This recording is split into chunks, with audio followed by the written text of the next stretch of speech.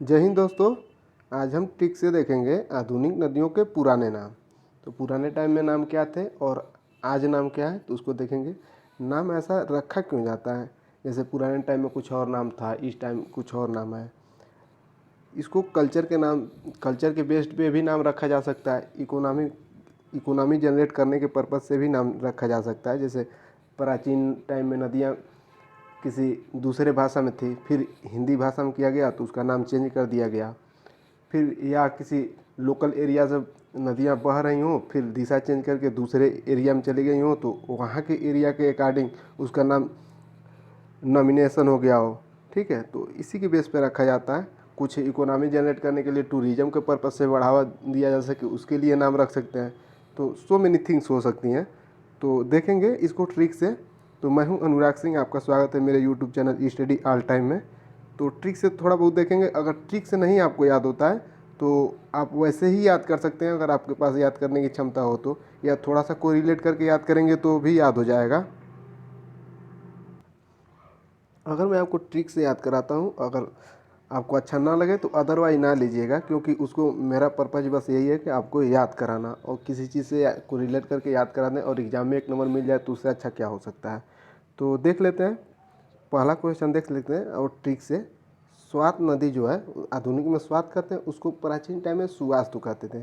तो सुवास्तु को हमको रिलेट कर लेंगे सुवस्तु, सुंदर वस्तु से, और स्वाद को स्वाद से कर लेंगे। तो सुंदर जो वस्तु होता है ना, उसमें स्वाद होता है हमेशा। ठीक है, तो सुंदर वस्तु में स्वाद होता है। या किसी को भी देख लीजिए, जैसे शादी करने गए तो लड़की सुंदर होती है तो उसमें थोड़ा सा हमें स्वाद आता है कि हाँ, अच्छा फीलिंग आती है। ठीक है, नेक्स्ट देख लेते हैं कुमू नदी।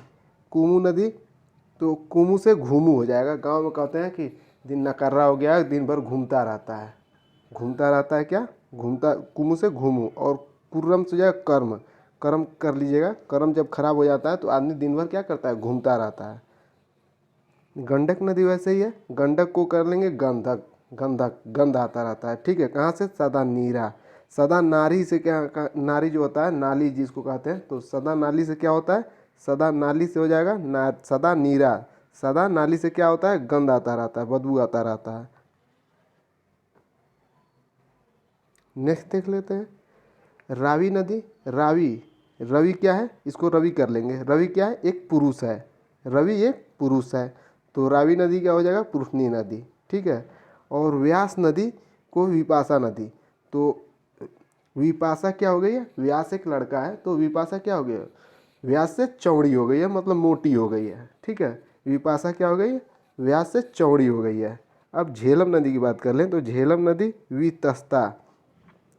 वितस्ता झेलम को कहते हैं, वितस्ता झेलम को। इसका कोई मेरे पास ट्रिक नहीं है।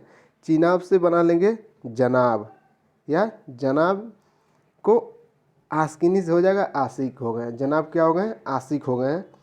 चिनाब से जनाब, आस्किनी से आशिक। जनाब क्या हो गए, आशिक हो गए हैं। नेक्स्ट देख लेते हैं घग्घर नदी। दृश्यद्वती इसको कहते हैं। प्राचीन टाइम में इसको क्या कहते थे, दृश्यद्वती। तो घग्घर, तो घग्घर आप नाम सुने होंगे, या घाघरा का नाम सुने होंगे। तो लड़कियां जो पहनती हैं घाघरा, तो घाघरा जब पहन लेती हैं तो देखने में उनका दृश्य कैसा होता है, लोग देखते हैं तो कहते हैं बहुत सुंदर लग रही है। तो दृश्य में क्या हो जाता है, सुंदर लगने लगती है। तो घाघरा जो लड़की पहन लेती है वो दृश्य, दृश्य से, दृश्यद्वती से हो जाएगा आगे का ये जो दृश्य है, तो दृश्य से हो जाएगा दृश्य। तो जो लड़की घाघरा पहन लेती है वो दृश्य में सुंदर दिखाई देने लगती है। सिंध नदी देख लें तो सिंध, सिंध अगर इंग्लिश में बात करें तो सिंधु नदी, सिंधु बोलते हैं, और ओल्ड टाइम में भी सिंधु ही बोलते थे। तो हिंदी में देख लेते तो सिंध नदी को सिंधी बोलते थे प्राचीन टाइम में। और सतलज नदी को सतुद्री नदी बोलते थे। सतलज को क्या बोलते थे, सतुद्री। इसका भी मेरे पास कोई ट्रिक नहीं है, इसको कमेंट बॉक्स में आप ट्रिक बताएंगे कि क्या हो सकता है। काबुल नदी क्या हो जाएगा, कुभा नदी कहते थे प्राचीन टाइम में इसको, कुभा। तो काबुल से हो जाएगा बाबुल। बाबुल मतलब पिता। तो बाबुल क्या करते थे, या बाबुल क्या करते हैं, लोगों को कहाँ ले आते हैं, कुंभ मेला में ले आते हैं। अपने बच्चों को कहाँ ले आते हैं, कुंभ मेला में। काबुल से हो जाएगा बाबुल, कहाँ ले जाते हैं, कुंभ के मेले में ले आते हैं घुमाने। बाबुल के साथ ही हम लोग कहाँ जाते हैं, कुंभ के मेले में। सरस्वती नदी, सरस्वती से हो जाएगा नदी तमा। नदी तमा। सरस्वती नदी क्या हो जाएगा, नदी तमा। और सरस्वती से एक बात याद रख लीजिएगा कि सरस्वती नदी अब विलुप्त हो गई है। प्राचीन टाइम में इसको गंगा नदी की जैसे भी पूजा जाता था, सरस्वती नदी को अब विलुप्त हो गई है। तो सरस्वती को कैसे याद करेंगे, नदी तमा। नदी और तमा से हो जाएगा थमा।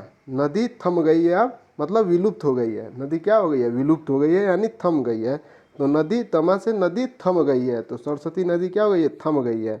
तो सरस्वती क्या हो, नदी तमा। सुषमा नदी, सुषमा क्या हो जाएगा, सुषमा। सुषमा से का नाम सुने होंगे। और सोहन, सुषमा और सोहन क्या कर लिए, शादी कर लिए। तो सुषमा का हो जाएगा सोहन। सोहन नदी इसका पुराना नाम था। तो सुषमा ने क्या किया, सोहन से शादी कर लिया। या ऐसे याद कर लिएगा, सोहन, सोहन के गांव में पहले नदी बहता था, अब क्या हो गया, सुषमा के यहाँ नदी बहने लगी है। ठीक है, ऐसे भी याद कर सकते हैं। गोमल नदी का तो गोमती ऐसे ही याद है, ये तो बताने की जरूरत नहीं है, ट्रिक से। और मरुवर्मन का क्या हो जाएगा, मृत विरधा। मरुवर्मन का मृत विरधा, इसका पूरा नाम। तो मरु दोनों में आ रहा है, तो मरु मतलब मृत्यु। मरु मरु आ रहा है, तो मरु मतलब मृत्यु से रिलेट कर लेंगे, तो मरु दोनों में आ रहा है। तो इतना ही नदियां हैं जिनका ओल्ड नाम चेंज हुआ है। तो अगर आप यहाँ तक देख लिए हैं, अगर इसका पीडीएफ आपको चाहिए तो डिस्क्रिप्शन बॉक्स में इसका लिंक दिया गया है, वहाँ से आप टेलीग्राम ज्वाइन करके इसका पीडीएफ डाउनलोड कर सकते हैं। Thanks for watching. जय हिंद, जय भारत।